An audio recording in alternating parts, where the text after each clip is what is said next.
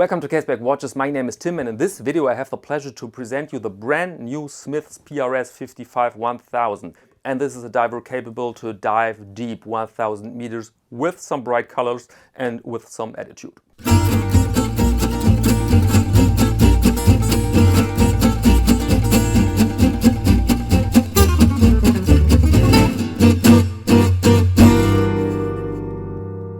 By the way, at the end of this video you'll find a nice song played by, well, me and written by the grand Django Reinhardt, and the song is called Stompin' at Dakar.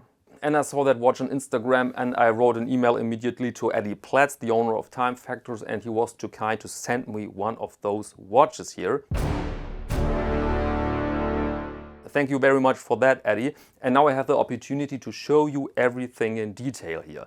But first the question, what's a Caribbean watch? Why Caribbean? Is this an actual watch from the past, revived now? Not exactly. We're speaking more about a micro-genre in the genre dive watch. And so-called Caribbean watches were produced in the 60s by numerous manufacturers. Some of them are long gone, some of them are long forgotten, but I think we all can remember, for instance, Doxa. Doxa was amongst them. And the first buyers and fans of those dive watches with bright colors in the 60s were soldiers in Southeast Asia. And they discovered those watches as something affordable and fun for the wrist, and at the same time really robust. And now you find some, let's say, homage, but some of them are poorly executed. And especially if you have a color like orange, then a poorly executed watch looks like something from the bubblegum machine. And so I'm very happy that Time Factors grabbed that job, because Eddie Platz has proven over years that he is capable to produce decent watches at a good price. And before we go in the lightbox, quick overview. Here available are black dials, yellow, orange and blue. And I'm going to show you the blue one right now. And if you see here, even the box comes with a bright color, a bright orange, Smiths England Caribbean. And inside we find our watch together with two straps, or I should say with one strap and a bracelet. And I've worn this piece on the rubber strap, and here it is on the rubber strap. I will show you the bracelet, of course, as well. Let's zoom in. There we are with the blue version. This is a very dark blue. Matches very good the blue here on the bezel. And overall, very nice impression, I think. Very shiny and blingy. But let's go over the specifications first. We have here an automatic watch with 40 millimeters in case diameter. Length overall is 45.7. I will speak about that. It's important, I think. The height is 15 millimeters, and lug width is 20. We have a sapphire crystal on top, screw down Caseback, and inside works the well-known Miyota 9015. And another feature of the watch is this anti-magnetic cage inside, so very handy to have in case you are close to a speaker, for example. So we have a screw-down crown, of course, we have drilled lug holes, and the entire construction now is watertight up to 1000 meters. And of course you can ask who needs this, but honestly guys, who needs a mechanic wristwatch? Because it's fun, and I think it's fun to have that spec here. And here you see a rubber strap. This is, yeah, a basic rubber strap. You can buy those straps on AliExpress for I think $2, if that. But we have to give them, they work, they just work. I had one very cheap example which broke exactly here where the slit is, but this was an exception. I think normally they do the job, they look nice, and they're very, very comfortable, I must say. And here you see the watch on the Beads of Rice bracelet, which is too big for me, and I didn't alter it because I realized that I like the rubber combination more. But here you can see how it looks like. Very 60s, and of course this texture here is fun. I wear this texture together with my Oris Pointer date, and I really love it. And the clasp is a bit big, but okay, it's robust, it's modern. And here is how it behaves. A Beads of Rice bracelet is normally a bit more wobbly than a usual bracelet because there are more links, simply. This is more like a fabric than a real metal bracelet, but this is part of the charm, at least for me, that it's a bit more fluid on the wrist, if you will. So, and of course it provides this nice look. And now let's go over the dial, the most important part here. You have a set dark blue with a sunburst effect, and every color comes with this sunburst effect, as far as I understood. indices are not very special, also the date window, but it's extremely legible. You have very bold hands, as you can see, and this typical second hand, which reminds me a bit of Omega, to be honest. And what's also very typical for this genre are those little arrows here.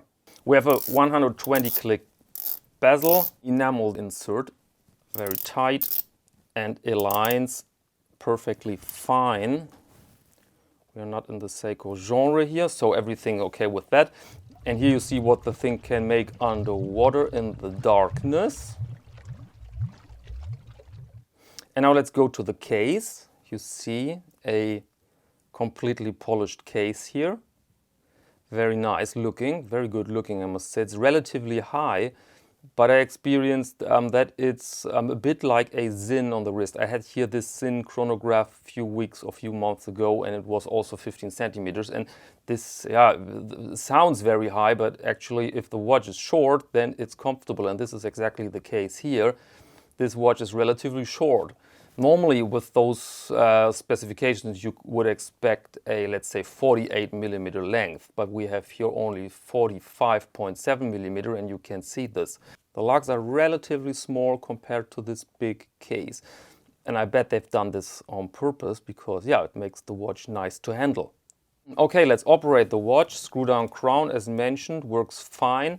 Position 2 moves the hand out of the way so that we can see the wording. Smiths, England, and of course the 1000 meters translated into foot as well. And hacking seconds, as you may see. The connection feels okay. Miyota movement don't feel super luxurious, to be honest, but functional, and they are very affordable. They keep the price of a watch low, and so why not? Provides hand winding as well. And with position 1 you can manipulate the date. There we are, and that's basically it. That's how you operate that Miyota. And Miyota movements have a very heavy rotor, and sometimes you feel that rotor very strong on your wrist. If you make a sudden move, then you have this blub, blub, blub, blub, blub, blub, blub, blub feeling on the wrist, which is not very pleasant, but for me it's not a problem. And this watch is relatively heavy, and so I don't think that this can cause a problem here. Okay, let's put it on the wrist now. And here we are, 17 centimeter wrist, 40 millimeter watch, 50 millimeters height on this rubber strap. And so I have small wrist, but you see that this high watch sits nicely, absolutely nicely on the wrist, and I think thanks to the small lugs.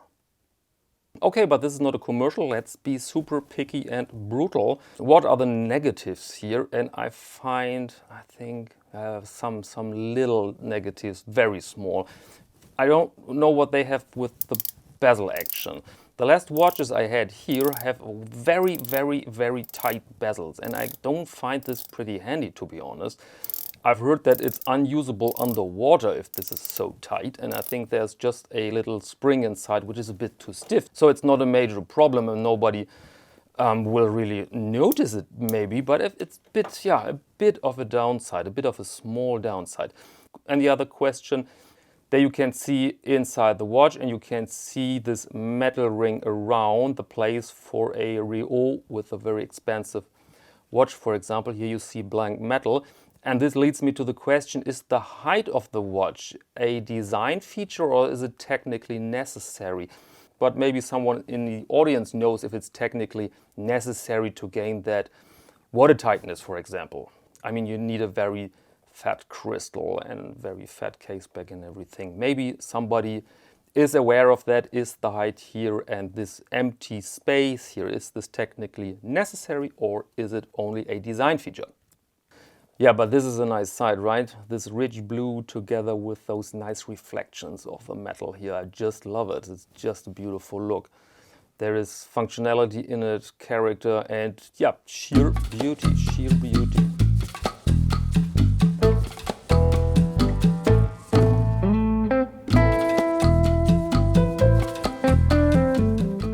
Okay, welcome back. Price and availability.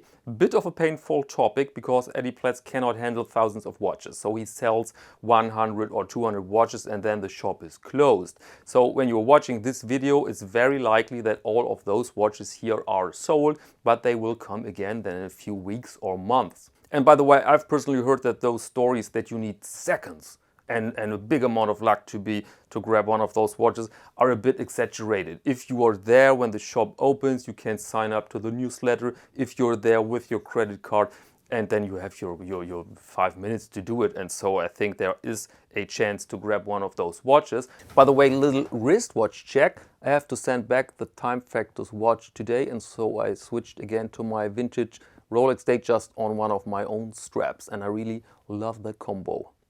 Price is now 385 British pounds. This sounds good, but when you're located in Europe, then you have to pay VAT and shipping, and then the price will be more than 500 euros. Yes, unfortunately. And for the United States, the price will be around 530 US dollars, depends a bit on your region and your shipping rates. Okay, and that's enough for this video. Make sure you check out that Django Reinhardt song. Great tune, was pretty challenging to play it because it's pretty fast.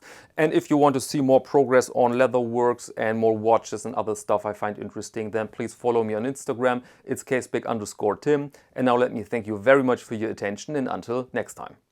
3, 4.